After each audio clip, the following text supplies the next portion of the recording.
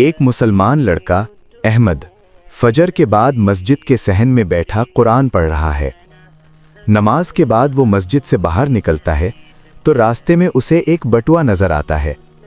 अहमद बटुआ उठाता है और देखता है कि उसमें पैसे और शनाख्ती कार्ड मौजूद हैं। वो चंद लम्हे रुककर सोचता है और अपने दिल में कहता है, अल्लाह मुझे देख रहा है। अहमद बटुआ जेब में डालने के बजाय वापस मस्जिद की तरफ चल पड़ता है। वो बटुआ मस्जिद के इमाम साहब को दे देता है, जो मुस्कुराकर उसे देखते हैं। इमाम साहब ऐलान करते हैं कि जिसका बटुआ गुम हुआ है वो निशानी बताए। कुछ देर बाद एक गरीब मुसलमान शख्स आंखों में आंसू लिए आगे आता है। वो बताता है कि ये उस महीने का वाहिद खर्च था। अहमद बटुआ उस शख्स के हवाले करता है और वो दिल से दुआ देता है। इमाम साहब अहमद के सर पर हाथ रखकर कहते हैं, ये तक़वा की निशानी है।